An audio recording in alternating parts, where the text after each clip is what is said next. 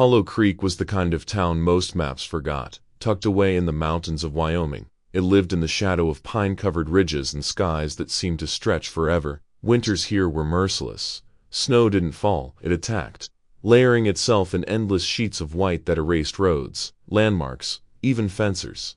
Tonight, the thermometer outside the sheriff's station had read -49 degrees Fahrenheit. At that kind of cold, the air itself burned your lungs. At that kind of cold, mistakes could kill you. For the people who had chosen to stay in Hollow Creek, survival wasn't just about thick coats and wood piles. It was about stubbornness, grit, and an acceptance that nature would always have the last word. For Deputy Ethan Cole, survival had a different meaning. Ethan's cabin sat half a mile outside of town, at the end of a narrow trail that disappeared under the snow most of the winter. The building was nothing remarkable to small rooms, walls of rough pine, a roof that complained with every blast of wind. But to him, it was all that remained. Inside, a single wood stove breathed faint orange light into the darkness, and across the arm of an old chair, folded with a precision bordering on reverence, lay a wool blanket, worn thin, and once carrying the faint scent of lavender. It had belonged to his wife.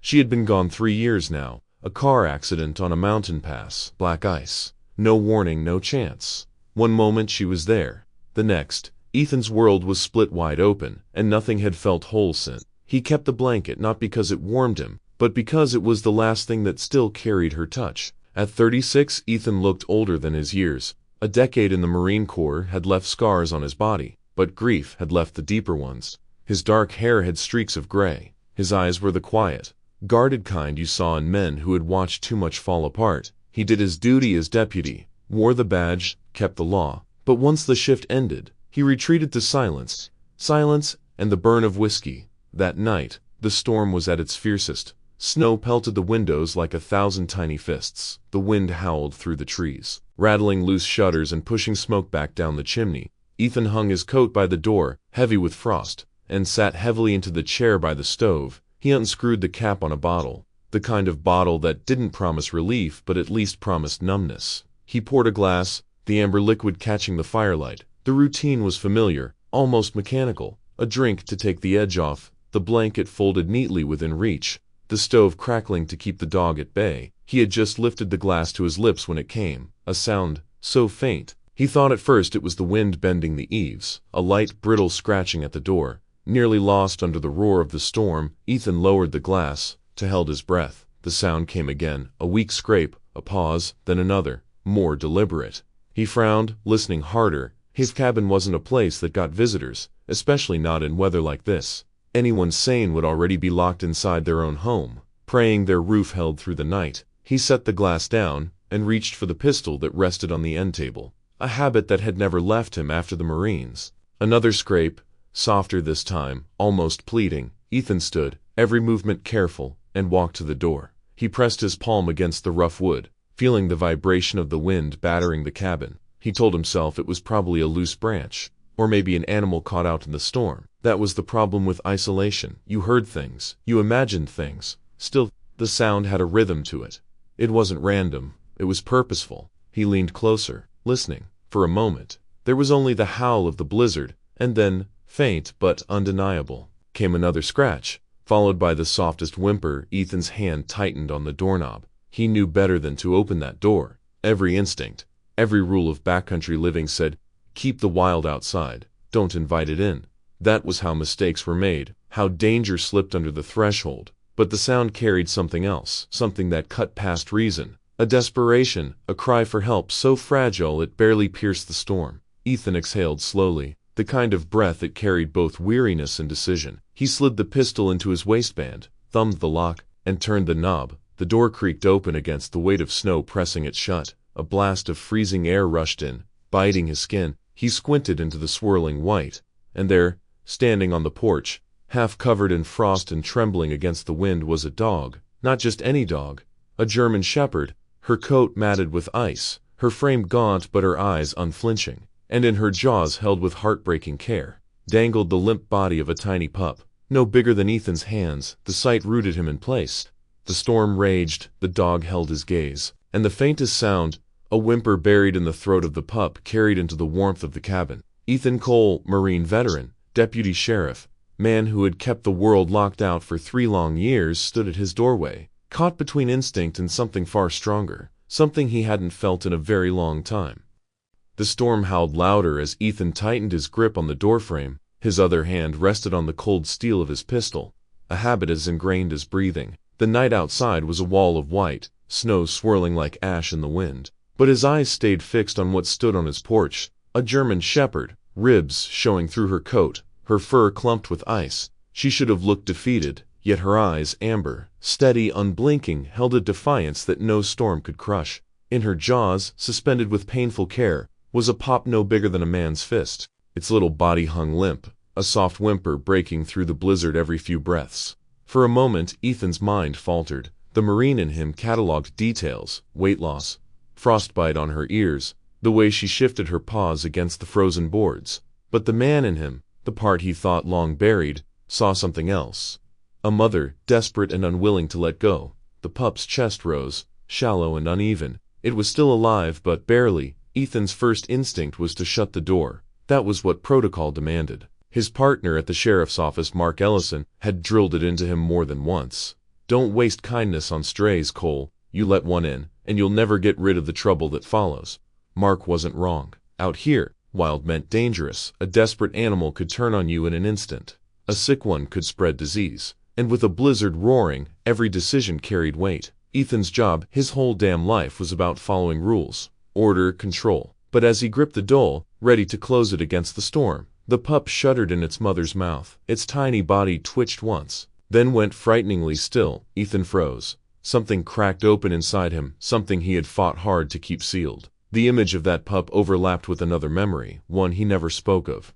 Not to Mark. Not to anyone in a hospital room. His wife's hand gripping his. The sound of doctors murmuring words he couldn't quite process. A life that had been promised to them, stolen before it could begin. His chest tightened. He had buried that pain deep, had told himself it didn't control him anymore. But staring at the fragile life hanging by a thread on his porch, Ethan felt the old wound bleed fresh. The mother dog stepped forward, setting her paws square on the threshold. She didn't growl, didn't whine. She simply held his gaze, her pup dangling from her jaws, her breath rising in short clouds of frost. It wasn't a plea. It was a demand born of instinct. Help us, or watch us die. Ethan lowered the pistol, his hand trembling in a way he didn't want to admit. Every rational voice screamed to close the door, to walk back to the fire, pour another glass, and let the storm handle what it always did. But then the pup gave a final twitch, so faint it might have been the last. Ethan's decision was made before he realized he'd moved. He crouched low,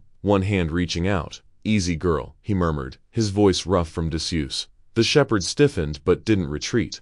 Her eyes followed his hand as he carefully slid it beneath the pup, easing it from her jaws. For a heartbeat she resisted, teeth clamped with a protective growl humming low in her throat. But then she released. The weight of the pup in his hand startled him. It was lighter than he expected, fragile as if the storm itself might snap its bones. He could feel the cold radiating off its fur, the faint tremor of a heartbeat fluttering weakly against his palm. The door was still open, snow clawing its way inside, but Ethan barely noticed. He turned, cradling the pup against his chest as he carried it toward the fire. The shepherd stepped forward, nose pressed to the doorframe, but she did not cross the line. Not yet. Ethan laid the pup down on the old wool blanket folded near the stove. His wife's blanket.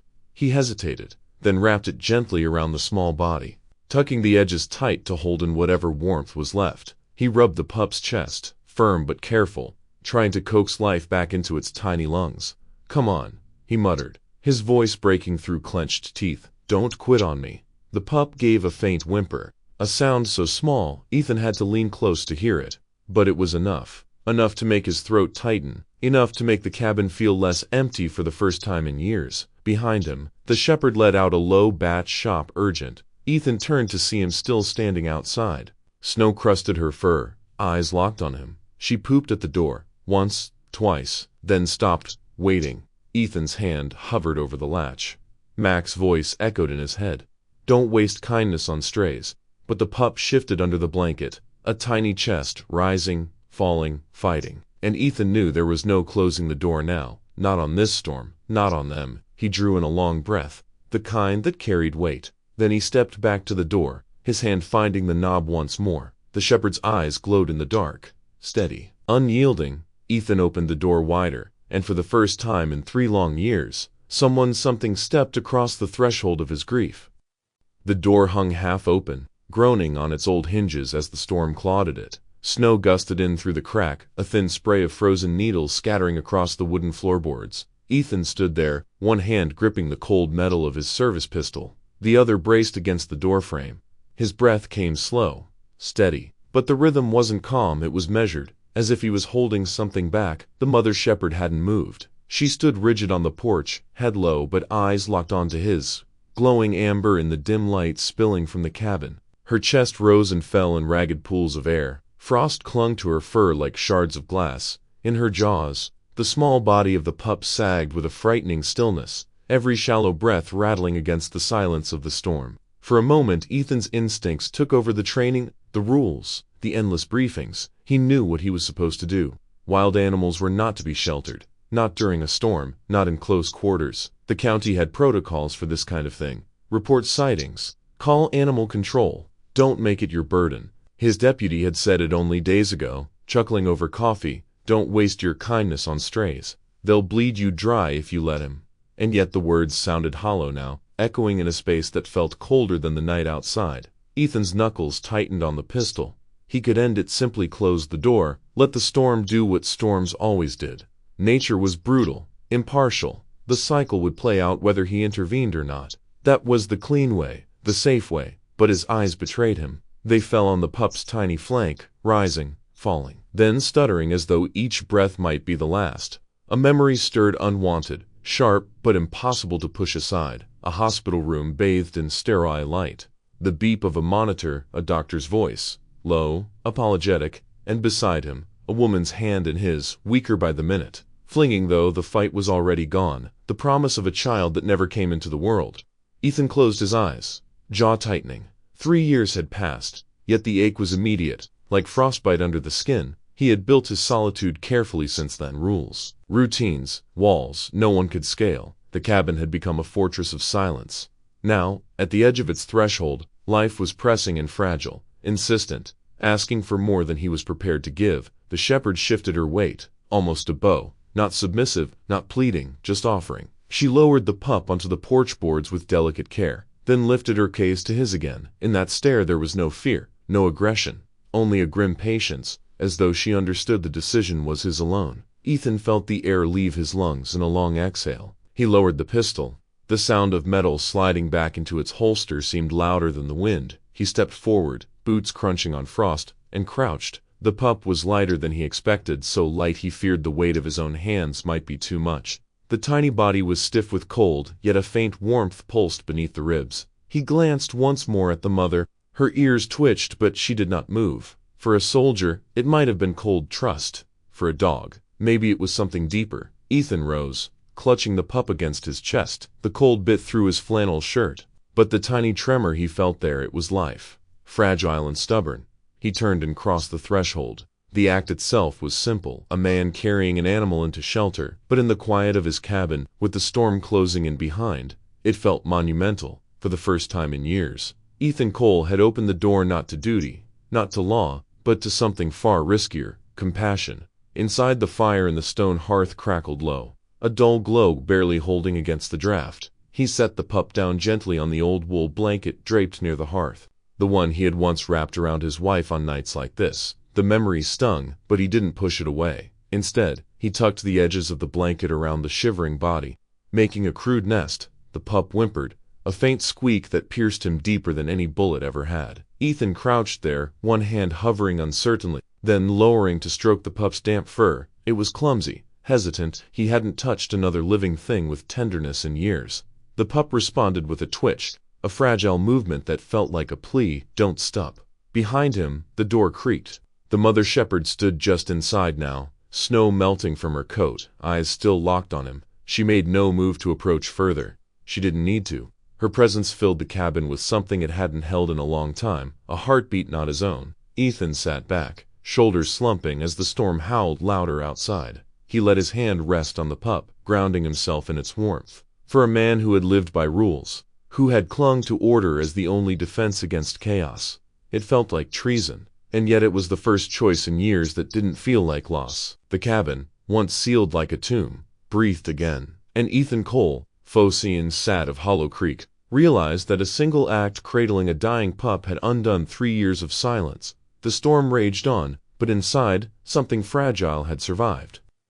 The fire snapped louder as Ethan fed a new log into the hearth, sparks spiraling upward in a brief flare before settling into the steady orange glow. Heat began to pulse through the cabin, battling back the cold that seeped from every window pane and crack in the timber walls. On the floor beside the fireplace, the pup stirred under the folds of the wool blanket, a faint twitch of its paw catching Ethan's eye. He crouched close, watching. Its tiny chest rose and fell in uneven bursts, each breath fragile yet stubborn. The sound of it filled the silence in a way the storm outside could not. Ethan found himself leaning closer, holding his own breath, as though the simple act of listening might keep the pup alive. Behind him, the mother shepherd stood watch. She had not ventured far from the door, her posture rigid, as though crossing deeper into the cabin might violate some silent agreement. Her amber gaze followed his every movement, show up but not hostile, more like a soldier gauging whether to trust an ally. Ethan rubbed his hands together, trying to chase away the numbness in his fingers. He had carried men out of fire, seen lives slip away in deserts, half a world from here, but this kneeling in a quiet cabin, hovering over a half-frozen pup felt heavier than any battlefield. He whispered, not realizing until the words left his mouth. "Come on, little one, don't quit on me." The pup whimpered in reply, a thin sound, but enough to make him feel the smallest surge of relief. Ethan stood, moving to the cupboard where he kept odds and ends. He found an old thermos, filled it with warm water from the kettle, then poured some into a shallow bowl. Kneeling again, he dipped 2 fingers into the warmth and touched them lightly to the pup's muzzle. At first, there was no reaction. Then, slowly, the pup's tongue flicked, tasting, clumsy but deliberate. Ethan exhaled, a sound half a laugh, half a release of pressure. The mother shepherd shifted at the sound, padding 2 steps closer. She lowered her head, sniffed at the pup, then glanced up at him. It wasn't thanks, not exactly, but it wasn't doubt either. Something between them settled, like a truce signed without words. Ethan leaned back against the stone hearth, staring into the flames. The warmth seeped into his muscles, but the weight of what he had done lingered. He had broken a rule tonight, one drilled into him from the moment he put on the badge. You do not let personal feeling interfere with duty. Duty, that word had kept him standing when grief hollowed him out. It had given him order when his nights blurred into whiskey and silence. Duty had been the only thing left, and now he looked at the bundle of fur on the blanket. It was slipping because he couldn't close the door. He rubbed a hand across his jaw, bristles scratching his palm. He told himself it was just one night, shelter against the storm. In the morning, he could call the county vet, let someone else take responsibility. That was the rational path, the safe one. But he already knew he wouldn't make that call. The thought hit him hard, heavier than he expected. He wasn't just keeping an animal alive. He was letting something into the fortress he had built from grief and rules. He closed his eyes, resting his head back against the stone. For a brief moment, he let himself drift not into sleep, but into memory, his wife's laugh. The way it used to fill this cabin like sunlight spilling across the floor, the half-painted nursery upstairs. Abandoned the day everything collapsed. He had locked it away, sealed it as tightly as his heart. And yet now, with the pup's faint breathing at his side, those walls trembled. The storm battered the windows, a low roar like the growl of some ancient beast. But inside, the cabin felt different. Less tomb, more refuge. Ethan opened his eyes to find the mother shepherd lying down at last, curling herself near the blanket but keeping a cautious distance. Her chest rose and fell in tired rhythm, exhaustion finally overtaking vigilance. Ethan reached for the thermos again, careful, and set it within her reach. She lifted her head, sniffed, then lapped at the warm water with a low, grateful sound. He watched her, and for the first time in years, he felt the stir of something he thought had been lost forever. Not joy, not yet, but the faintest spark of purpose. He sat there until the fire burned lower, until the weight of the day and the storm pressed down on his eyelids. His last conscious thought as he drifted was simple, startling in its honesty. He was not alone anymore, and for a man who had lived in silence for too long, that truth was more terrifying and more necessary than anything the storm outside could bring. The cabin had never looked smaller than it did that night. The fire painted the log walls in restless orange light, shadows climbing up and down like restless phantoms. Outside, the storm clawed at the roof, rattling every window with icy fists. But inside this fragile bubble of warmth, time seemed to bend. Ethan knelt close to the pup, its tiny body trembling less now as he rubbed gently along its sides. He had wrapped it in the wool blanket, her blanket. He hadn't touched it in years, hadn't even let himself unfold it from the cedar chest. Tonight, he hadn't thought, hadn't hesitated. He had simply pulled it out, placed it by the fire, and trusted it to do what it once did for him: carry warmth into cold places. Each stroke along the pup's ribs felt both foreign and familiar. The rhythm was mechanical at first, the way he had learned in first aid drills long ago. But then it became something else, softer, almost protective. The tiny chest fluttered, rose, fell, and after a long silence that made his heart stop, rose again. Steadier this time. He exhaled hard, unaware he had been holding his breath. "Good," he whispered, his voice cracking with relief. "That's it. Stay with me." The pup gave the faintest whimper, a sound barely louder than the fire's crackle, yet it cut through him like a blade of light in a cave, a sound of life, a sound of refusal to give in. From outside, a scrape broke his focus. At first he thought it was just the storm throwing branches across the porch, but then it came again, steady, deliberate, the scratch of claws against wood. His head turned toward the door. The mother shepherd was still out there. Ethan froze, torn. He had already broken one rule tonight. Letting the pup in it felt like an act of mercy, but mercy had a cost. Bringing the mother inside, that was another step. Bigger, riskier. For a moment he tried to ignore it, focusing on the pup, on the blanket, on the fire. But the sound came again, softer this time, as if the dog outside knew that patience might be her last chance. He stood, the floorboards groaning under his weight. His hand hovered at the latch. His mind ran through every argument against it. Disease, instinct, wildness that could turn on him without warning. He could almost hear Mark Ellison's voice again. "Don't waste your kindness on strays, Cole. You'll regret it." But then he looked back. The pup lay still under the blanket, fragile as a flame in the wind. It needed more than his clumsy hands and borrowed warmth. It needed her. Ethan swore under his breath and pulled the latch. The wind shoved the door wide, hurling snow into the cabin. In the doorway stood the shepherd, curdled in ice and exhaustion. For a heartbeat she didn't move. Amber eyes locked on his, gauging his intent. Then she stepped forward, slow, careful, not barging in, but easing over the threshold as if she knew it was sacred ground. Ethan closed the door behind her, sealing the storm out once again. The dog padded across the floor, leaving a trail of melting snow.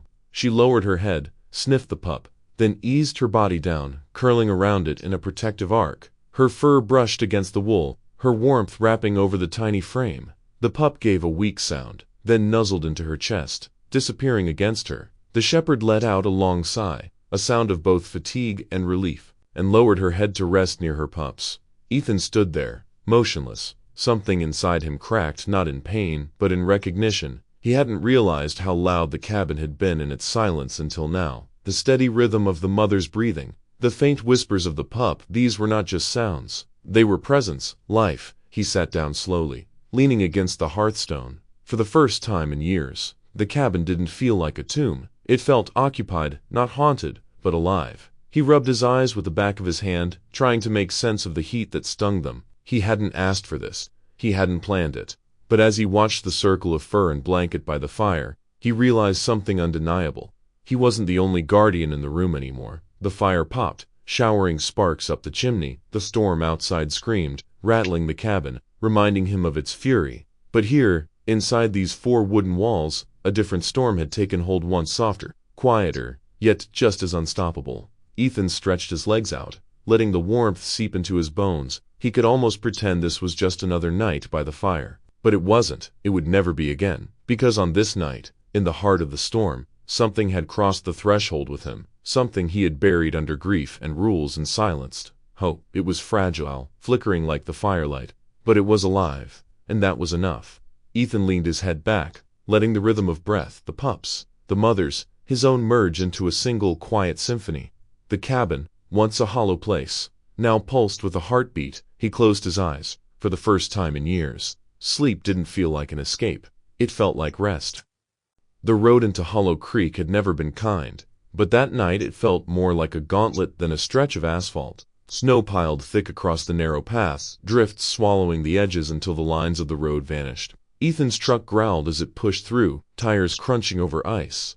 wipers struggling against a blizzard that seemed determined to bury everything in sight. Beside him, the passenger seat sat empty except for the old radio perched on the dash, crackling with faint static. Ethan kept his hands locked on the wheel, his breath fogging in the cab despite the heater blasting. His thoughts were already ahead of him, back at the cabin, back to the fragile pup whose breaths had grown shallow, each one like a thread stretched too thin. He pressed harder on the accelerator. 10 miles out, a faint glow pierced the storm. The porch light at Martha Green's farm. Ethan slowed just enough to make the turn, the truck fishtailing before catching again. He pulled into her drive, tires crunching over frozen gravel. The door swung open before he even killed the engine. Martha stood there, lantern in hand, wrapped in a heavy coat that made her frame look smaller than it was. Her gray-streaked hair was tied back, and her face, lined from years of wind and work, was set in the kind of expression Ethan had come to respect, steady, unshaken. "You weren't exaggerating on the phone," she said, voice firm as the wind whipped around them. "Get me to that pup before the storm takes it for good."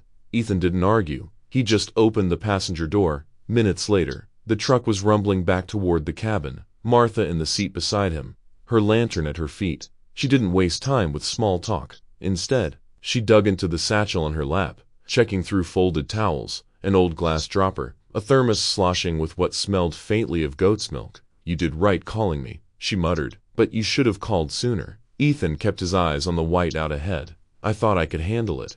"You can't always muscle your way through coal," she said. "Not with things this fragile."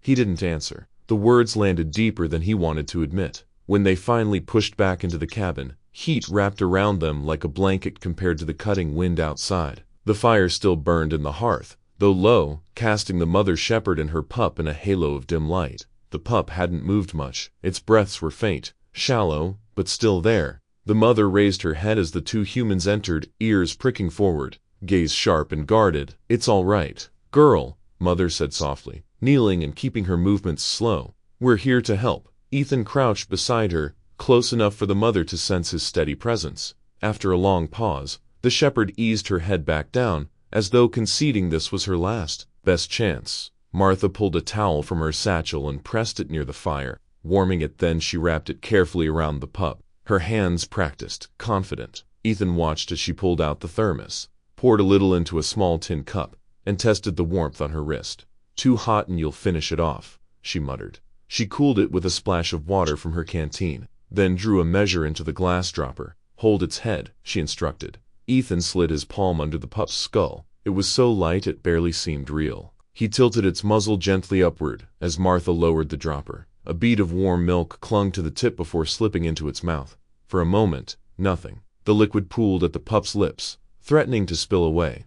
Then a tiny twitch to faintest suckle. Another. "That's it," Martha whispered, almost to herself. "That's the fight we're looking for." Ethan felt the shift in his hand, that spark of life taking root. It was small, fragile, but undeniable. They worked in silence, rhythm taking over Martha with the dropper, Ethan steadying the pup. The mother shepherd hovering close enough to nudge her nose against her pup's side as if to lend her strength. Hours blurred, measured not by clocks but by breaths, the shallow gasps turning to steadier pulse, the faint whimper building into a thin, determined cry. When it came, that cry startled them both, a sharp, reedy sound that filled the cabin with more weight than thunder. Ethan let out a sound that was part laugh, part exhale. Martha sat back on her heels, satisfied. "There it is," she said. "That's a pup that isn't ready to quit yet." The mother shepherd leaned down, licking her pup with a tenderness that broke something loose inside Ethan's chest. He had been holding it all back, grief, silence, the armor of duty. But here, kneeling on the cabin floor, hands still trembling from the effort, he felt something crack. Connection. That's what it was. Not just to the pup fighting to live, not just to the dog that had trusted him enough to cross his threshold, but to Martha, to the woman who hadn't hesitated to brave a storm just to help, to another human being who had answered when he finally reached out. It had been years since he'd let himself feel that tether, years since he'd admitted how much he needed it. The fire popped behind them, showering sparks up the chimney. The pup whimpered again, stronger this time, and pressed against its mother's chest. Ethan sat back, arms resting on his knees. His shoulders ached, his eyes burned, but for the first time in a long time, the weight on his chest felt lighter. The storm still raged outside, indifferent and merciless, but inside the cabin, 3 lives and maybe his own had been pulled back from the brink, and that mattered more than anything else. The cabin had grown quiet again, but it was no longer the heavy, suffocating silence Ethan had lived with for so long. This silence was different, lighter, punctuated by the soft crackle of the fire and the steady rhythm of breathing from those who shared the room with him. The storm outside still raged, beating against the walls with all its fury, but here within these four logs, a fragile calm had taken root. Ethan leaned back into the old armchair by the hearth, exhaustion seeping into his bones, his shoulders slumped, head tipping against the worn cushion. The adrenaline of the past hours was fading, leaving in its place a deep weariness, but also something else, something softer. Across from him, the mother shepherd shifted. She had not left her pup's side since the moment they carried it back from the edge. Now she lifted her head, amber eyes catching the firelight. She watched him for a moment, weighing him the way only a creature of instinct could. Then, slowly, she stood and padded across the wooden floor. Ethan didn't move. He just watched, steady and cautious, as she approached. When she reached him, she stopped at his knee. Her nose pressed forward first, sniffing, measuring, then, without hesitation, her tongue flicked out once, twice, brushing against the rough skin of his hand. The gesture was simple, instinctive, but it struck him like a bolt. Ethan blinked, staring down at her. For so long, every touch had been something he avoided: the condolences, the pats on the back, the well-meaning hands on his shoulder. He had locked himself away from all of it, and yet here was this dog, offering him trust in the only language she knew. A sound broke from his chest before he could stop it. Rough, jagged, almost unfamiliar. It startled even him. It was laughter, not the kind he had once known: easy, careless, warm. This was different, raw, cracked like ice breaking after a long freeze. But it was laughter nonetheless, and it filled the cabin with a sound that hadn't existed here in 3 long years. The shepherd tilted her head at him, ears pricking, as though curious about the noise. Ethan chuckled again, shaking his head at himself. The sound came easier this time, rolling out of him like a weight slipping from his shoulders. From the corner of the room, Martha looked up. She had been gathering her things, preparing to make a pallet by the fire for the night. When she saw him, a small smile curved her lips, not wide, not intrusive, but the kind of smile someone offers when they witness something precious. "Well," she said softly, her voice carrying a warmth that matched the fire. "I'd say that's a good sign." Ethan rubbed a hand across his face, embarrassed but unable to hide the grin tugging at the corners of his mouth. "Don't get used to it," he muttered, though his voice lacked its usual edge. Martha shook her head, settling back on her heels. "Don't worry, I won't tell anyone you're human."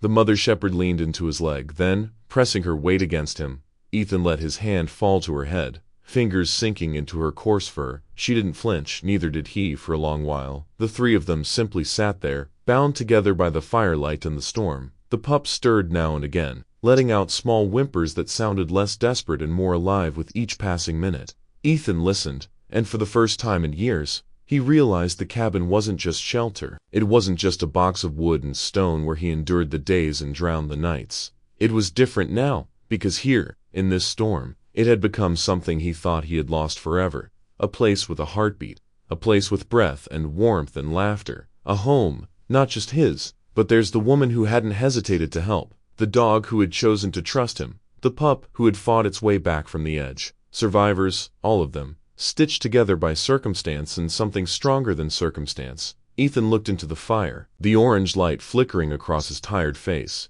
He thought of the years he had spent in silence, convinced that his world had ended the night his wife's life was taken, convinced that there was nothing left but duty and emptiness. But tonight, with fur brushing against his hand and laughter still lingering in his chest, he began to wonder if he had been wrong. Maybe the world hadn't ended. Maybe it had just been waiting for this storm, for this night, for these unexpected companions to step through his dorm. Outside the blizzard screamed on, relentless and merciless. But inside Hollow Creek's smallest cabin, something had shifted forever, and for the first time in 3 years, Ethan Cole was not afraid of tomorrow.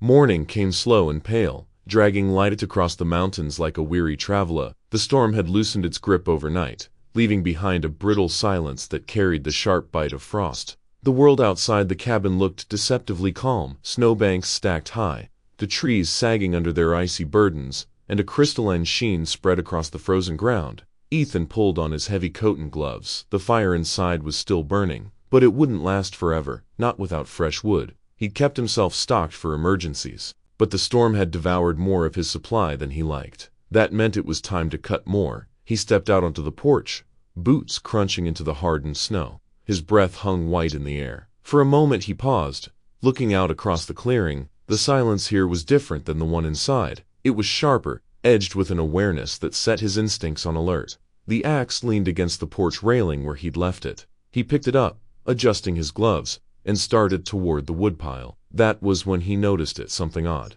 Faint but undeniable footprints. Not his, not Martha's, not the wandering paws of the shepherd or her pup. These were boots. Human. Ethan froze, scanning the clearing. The prints curved around the far side of the cabin, looping wide before vanishing into the tree line. He crouched down, brushing his gloved fingers over the compacted impressions. The snow had hardened during the night, but the edges were still sharp, fresh. Sometime after the storm had slowed, his jaw tightened. He straightened and followed the trail, careful, quiet. Whoever it was hadn't come close to the front door but had circled with deliberate caution, as if watching, measuring. The prints led him deeper into the tree line. That was when he spotted something else, a faint disturbance in the snow. A half-buried metal jaw glinting dully beneath a dusting of frost. A trap. Ethan exhaled slowly. Crouching again, he brushed the snow aside and revealed the rusted iron teeth of a spring-loaded snare, the kind poachers used when they didn't care what suffered. His stomach twisted, illegal, dangerous, and set far too close to his cabin. He looked around, the forest stretching tall and cold. There was no movement, no sound except the groan of branches and the distant call of a raven. But he knew better than to trust quiet. Quiet was where trouble lived. His hand hovered near the holster at his side, more out of habit than intent. As deputy, he'd seen enough signs to know this wasn't some hunter trying to fill his larder. Whoever set this trap wasn't from Hollow Creek. The townsfolk respected boundaries. They hunted where it was permitted, traded hides and meat by the book. No, this was someone else. Someone who wanted to stay hidden. He reset his jaw and pried the trap loose, folding it closed with deliberate care. He could almost hear his old captain's voice in the back of his mind. Don't ignore signs, Cole. Trouble leaves breadcrumbs for those who know how to look. And this was a breadcrumb if ever there was one. Ethan carried the trap back toward the cabin, boots sinking deep into the drifts. Every step he took seemed to echo in the silence. His thoughts raced faster than his body moved. Someone had been near his home while he slept. Someone had walked circles around the place, close enough to watch through the windows if they wanted. And if they had no qualms setting traps here, what else were they willing to do? Back on the porch, he set the trap down against the wall and stood there for a long while, eyes scanning the tree line. The sun was climbing higher, weak and pale, but the shadows between the pines seemed thicker than they should have been. Behind him, the cabin was alive with muffled sounds, the faint whimper of the pup, the rustle of Martha moving about, the scrape of paws against the floor. Normal sounds, domestic, almost comforting. Ethan clenched his fists. He had no intention of letting those sounds be disrupted. He stepped back inside, stamping snow from his boots. Martha glanced up from the hearth, where she'd been heating more milk for the pup. "You find wood?" she asked, voice casual. He hesitated before answering, his eyes flicking toward the door, then back to her. "Enough to get us through another day," he said. He didn't tell her about the footprints. Not yet. No need to add worry until he knew more. But as he set his axe by the door, he glanced once more through the frosted glass. Out there, beyond the safety of his four walls, someone had been watching, and Ethan Cole knew with the certainty of a man who had walked to many crime scenes that they would be back. The storm may have passed, but a different kind of danger had settled on Hollow Creek. The forest had always been a kind of church to Ethan Cole, quiet, solemn, and unyielding. Its towering pines had offered him shelter more times than he could count, both as a soldier and as a lawman. But that morning, as he followed the trail of footprints deeper into its frozen heart, the woods felt different. Not holy, not safe. They felt tampered with. The air was brittle, each breath sharp in his lungs. His boots sank into the snow with a muted crunch, each step erasing part of the story the intruder had left behind. Ethan kept his gaze sharp, scanning the ground, the trees, the spaces between. Years of training told him not to focus too long on one thing. Danger lived in the periphery. After a quarter mile, he found the first sign. A tree, thick and proud, had been scarred. The trunk bore the harsh bite of a saw, its rings exposed like an open wound. The cut wasn't clean, done in haste, with no care for the grain. Whoever had swung the saw hadn't been logging for trade or survival. This was crude, desperate. Ethan crouched, running his gloved hand over the frozen shavings still scattered at the base. They were fresh, Days old, maybe less. He rose slowly, his senses tightening like a coil. Another 100 yards, and he found more. A trap larger than the one near his cabin sat rusting in the snow, its steel jaws caked with dried blood and frozen fur. The sight made his stomach knot. He nudged it with the tip of his boot, careful not to spring it, and the hinge creaked. It's stiff with cold, but still deadly. This wasn't one man passing through. This was a pattern, a system, and then, not far beyond, came the worst confirmation. The carcass of a deer, its flank torn open, left to rot. Snow had dusted its body, muting the violence. But the truth was clear. Whoever killed it hadn't cared to harvest the meat. They wanted to hide, maybe the antlers, nothing more. The rest had been discarded like trash. Ethan stood over the body, jaw tight, breath clouding in the air. His mind flipped through possibilities. A group of poachers taking advantage of the storm, or perhaps fugitives who'd fled into the wilderness, scraping together resources however they could. Either way, it meant trouble. The people of Hollow Creek respected the land. They hunted, yes, but never like this. Never wasteful, never cruel. This kind of butchery carried no respect, no restraint. He scanned the tree line again, the hairs at the back of his neck prickling. He couldn't see them, but he could feel them, shadows moving, unseen but near. He tightened his grip on the stock of his rifle, not raising it, but ready. Old instincts flared inside him, memories of foreign terrain, of moving through villages where danger crouched behind every doorway. His gut spoke in the same language now. You're not alone out here. The footprints he'd been tracking branched out into several paths, some leading deeper into the wilderness, others circling back like scouting runs. Whoever these people were, they had studied the forest, mapped it, maybe even claimed it. That thought lit a cold fire in his chest, because if they had claimed the forest, they would eventually look to the cabin, his cabin. He pictured Martha and aside, warming milk for the pup. He pictured the German shepherd curled protectively around her offspring, eyes sharp, ears twitching at every sound. He pictured the fragile thread of hope. He'd just begun to feel the warmth of laughter he hadn't known in years. The idea of strangers, violent, careless strangers stepping into that space sparked something deep in him. Not just fear, not just anger, something older, protective. Ethan squatted down near the deer's carcass, studying the tracks around it. More than one pair of boots. He counted at least 3 distinct sizes. A group, then coordinated or not. It didn't matter, they were dangerous by their very presence. He exhaled slowly, watching the mist vanish into the trees. This forest had always been a shield, but now it was compromised. Its secrets had been stolen, its balance upset. And like a soldier who knew too well how fragile safety could be, Ethan understood what that meant. It meant the fight was coming closer. He rose, scanning the woods one last time before turning back. His boots retraced his own path, deliberate, careful not to betray haste. If anyone was watching, they'd see only a man going about his business. But inside, Ethan's mind was already mapping defenses, preparing contingencies, measuring how far he'd go to protect what little light he'd managed to find again. The cabin was no longer just a refuge. It was a target, and Ethan Cole had no intention of letting anyone take it.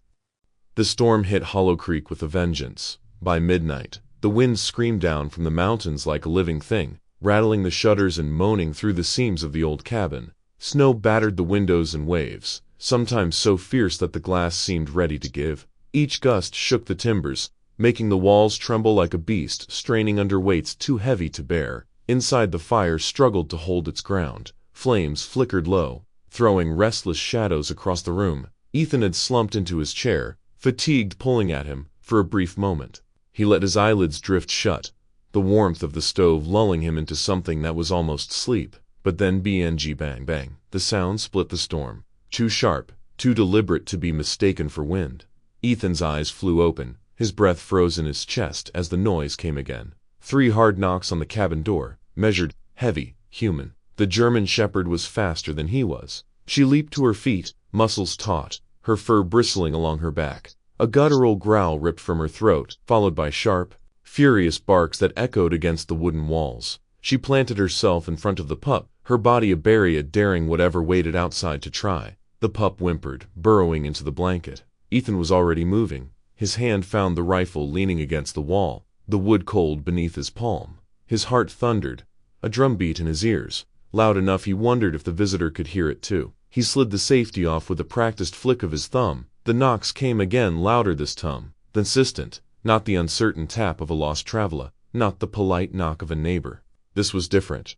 This was pressure. He rose from the chair, every nerve awake, and stepped slowly toward the door. His boots pressed against the wooden floor, the boards groaning under his weight. He didn't breathe too deeply. We didn't want the sound to drown out the subtler noises, the shift of snow outside, the scrape of boots on the porch, maybe even the draw of a lung that wasn't his. The shepherd barked once more, then fell into a low snarl, her body quivering with readiness. She knew, as he did, that something wasn't right. Ethan's mind ran through possibilities with the cold precision of training. Could be a lost hiker, though no one with sense would be out in this weather. Could be a local in trouble, but again, no one came this far without reason, which left a darker option. The men whose tracks he'd seen in the woods, the ones who'd set traps and carved scars into the forest, poachers, or worse. He reached the door and pressed his shoulder lightly against it, not opening yet, listening. For a moment, all he heard was the storm's fury, the rasp of snow against wood, the relentless howl of wind. But beneath it there, a shift of weight, a presence waiting. His pulse kicked harder. "Who's there?" he called, his voice low, steady, carrying authority, the kind of voice that didn't invite lies. No answer, just silence. The shepherd growled again, pressing closer to the pup. The knocks resumed, this time slow, drawn out, the rhythm unnatural, almost mocking. Each strike sent vibrations through the dull, into his bones. Ethan gritted his teeth. He had been in villages far from home where danger announced itself in just such a way, a sound in the night, a test of nerves, a predator sniffing the edge of the light. And every time, the choice was the same: act first, or risk never acting at all. He tightened his grip on the rifle, the metal cool against his fingers. The storm roared louder, slamming against the cabin, but it was nothing compared to the noise inside his chest. His heart hammered, steady and fast, but his mind stayed clear. He was a lawman, a soldier, a man who had already survived too much to let fear command him. He leaned closer to the door, voice sharper this time. "Identify yourself again." Silence. The shepherd barked, a sharp crack of sound, as if to say she too demanded an answer. Ethan drew a breath, steadying himself. Whoever was out there had chosen this moment, this storm, for a reason, and whoever they were, they knew where he lived. That meant it wasn't random. That meant the cabin, his cabin, was no longer hidden. The knocks stopped. The quiet that followed was somehow worse. Ethan stayed frozen, rifle raised, eyes locked on the door as if he could see through it. His ears strained for the smallest sound, the crunch of retreating boots, the drag of breath, the whisper of movement. Nothing came, only the storm. But he knew better. Out there, in the dark, someone was waiting, and inside, with a mother dog guarding her pup, and the fragile hope of a man rediscovering life. Ethan Cole braced himself, because Hollow Creek's winter wasn't the only predator at his door. For a long moment, Ethan stood rooted to the floor, rifle steady, heart pounding in the silence after the last knock. The shepherd stayed rigid beside him, her low growl vibrating in the air. The storm howled as if it were trying to drown out his thoughts. Then soft, almost pitiful, the sound came again. Not the sharp, deliberate pounding from before. This time it was weaker, dragging, as though every strike against the door cost more than it gave. Ethan hesitated, every instinct screaming at him to hold his ground. He didn't trust what lay beyond that door, but he also knew the difference between a threat and desperation. This sounded like the latter. Slowly, with the rifle still in hand, he slid the latch and pulled the door open just an inch. The wind roared inside, a blinding spray of snow blasting across the threshold. And there, in the wash of his lantern light, stood a figure, a man or what remained of one. Snow and ice clung to his coat, his beard crusted white, his face a hollow mask of exhaustion. He swayed on unsteady legs, eyes glassy, unfocused. His gloved fist, raised to knock again, fell limply to his side. Then his knees buckled. "Damn it," Ethan muttered. The man collapsed forward, crumpling half into the cabin. Reflex overrode suspicion. Ethan dropped the rifle to the crook of his arm and caught him under the shoulders, dragging his limp body fully inside before slamming the door shut against the storm's fury. The shepherd erupted in furious barking, circling the intruder, feast-beard, every muscle coiled for attack. The pup whimpered from its blanket, sensing danger. Ethan positioned himself between them, rifle angled low but ready. The man groaned faintly, his breath ragged. Blood stained the snow-crusted fabric of his coat, dark against pale frost. Ethan knelt, eyes narrowing as he tore open the layers to check. A deep gash ran along the man's side, half frozen, half bleeding, not clean, not surgical, the kind of wound left by jagged steel or teeth. Ethan cursed under his breath. Whoever this stranger was, he was in bad shape, too bad to survive the night without help. Yet help was dangerous. He looked into the shepherd's burning eyes, her warning clear: protect, defend, do not trust. And a part of Ethan agreed.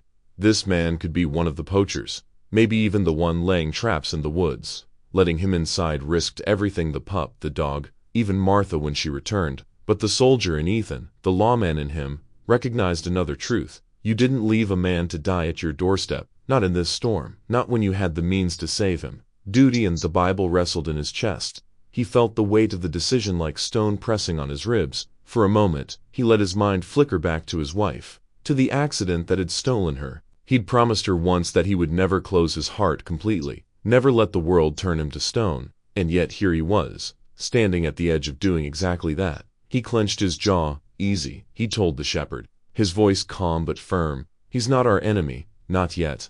The dog growled lower but didn't strike. She hovered protectively near the pup, her amber eyes never leaving the stranger. Ethan dragged the man closer to the fire, stripping away soaked gloves, prying off boots, stiff with ice. He found blankets, one of his few spares, and wrapped them tight around the shivering body. Then he pressed a rag to the wound, feeling the faint flutter of life under his hand. The man stirred, lips parting. A whisper escaped hoarse, fractured. Ethan leaned closer but caught only fragments. Wood's coming, not alone. The words chilled him more than the storm outside. Not alone. Ethan sat back, eyes fixed on the flames licking weakly in the stove. The cabin, once his fortress, now held a stranger whose loyalties he couldn't measure, whose presence might be beacon or bait. He looked to the shepherd again, and for once, he shared her doubt. Night stretched long. The wind battered the walls. The fire hissed and snapped, and the stranger's ragged breathing filled the space between. Ethan didn't sleep. He sat with the rifle resting across his knees, eyes shifting between the unconscious man and the door. This night was no longer about the storm. It was about trust, or the lack of it, inside the cabin's thin walls. Ethan realized the greatest danger wasn't just out in the cold, it might already be lying at his feet. Morning crept into the mountains like a reluctant guest. The storm had not fully passed. Snow still whispered against the windows, and the wind prowled through the pines with a low, guttural moan, but there was a gentleness to it now, as if the blizzard had spent its rage in the night. The cabin, once a silent tomb of wood and dust, now pulsed with faint warmth, faint breath. Ethan sat at the edge of the table, his hands clasped loosely in front of him, staring at the room that had transformed almost without his permission. What had been for bare walls and a stove was now a fragile sanctuary. Place where life, unexpected, uninvited, had taken root. By the stove, the mother dog lay curled protectively around her pup. The tiny creature's chest rose and fell in shallow rhythm, no longer the ragged gasp of near death but the tentative cadence of survival. The mother's ears flicked at every sound, her dark eyes steady on Ethan whenever he shifted on the cot against the far wall. The stranger lay motionless beneath a pile of blankets, his face pale against the rough wool. Bore cuts and bruises. The snow had thawed from his hair, leaving it damp, plastered to his forehead. He was still breathing, slow, labored, but steady. Ethan leaned back, the wooden chair creaking. He ran a hand down his face, feeling the stubble, the exhaustion, and beneath it all, something stranger. Not fear, not quite, not peace either. It was the awareness of change, the quiet knowledge that something inside him had shifted, as surely as the storm outside had. For 3 years, he had kept this cabin as a fortress, a place to lock away memory, to keep the world at arm's length. He had called it safety, called it solitude,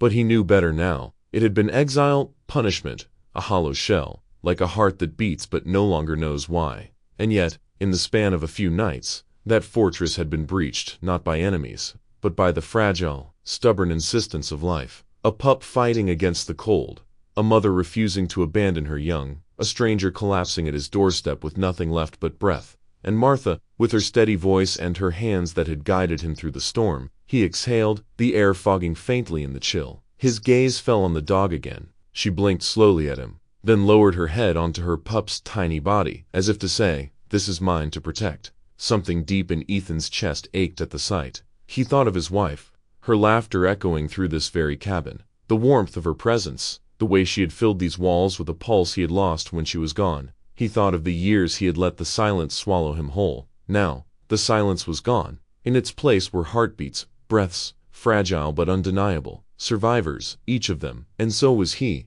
He rose slowly, his joints stiff from the night, He crossed the room, pausing by the stranger's cat. For a moment, he studied the man's face, the jawline, the weather-beaten skin, the deep shadows beneath closed eyes. Who was he? What danger followed him? The questions hung heavy, unanswered, but still, Ethan had carried him in hide, against every rule he had once lived by, against the instincts of a man who had built walls, and maybe, he thought, that was enough for now. He walked to the door, pulling back the curtain just enough to peer outside. Snow blanketed the earth, a white shroud stretched to the horizon. The trees bowed beneath its weight, their limbs groaning. The storm was not done, but it had loosened its grip. A gray light filtered through the clouds, muted but insistent, as if promising that somewhere beyond the storm the sun still burned. Ethan opened the door and stepped onto the porch. The cold slapped him instantly, sharp in his lungs, biting at his skin. He stood there anyway, boots drinking into the crust of snow. His breath rose in plumes. The world was still dangerous. Somewhere out there, poachers or worse had laid their claim on this forest. Somewhere out there, violence waited, patient as the frost. But for the first time in years, he didn't feel alone against it. Behind him, through the thin walls, he could hear the faint whimper of the pup, the steady breathing of the stranger, the soft crackle of the fire. Each sound was a reminder. This cabin no longer belonged to silence. It belonged to the living, to those clinging to life in the teeth of the storm. He let the cold sink into him for another long moment, then tilted his head back. The sky was a low ceiling of gray, the snow still drifting down in slow, deliberate spirals. And yet, in that heavy gray, he thought he saw it faint, but there, the thin glow of light breaking through. When he finally stepped back inside, the warmth of the cabin wrapped around him, not just from the fire but from something deeper. He closed the door, set the latch, and let out a slow breath. This was not the life he had chosen. It was not the life he had planned. But as he looked at the room, the dog, the pup, the stranger, the fire, he knew it was life all the same. And that was enough. For the first time in 3 years, Ethan Hunter allowed himself to believe that maybe, just maybe, the storm within him had also begun to break. And though the blizzard still raged outside, in his eyes there was light new, fragile but undeniable. The cabin, once a tomb, was now the shelter of survivors. And Ethan, for the first time in a long time, was one of them.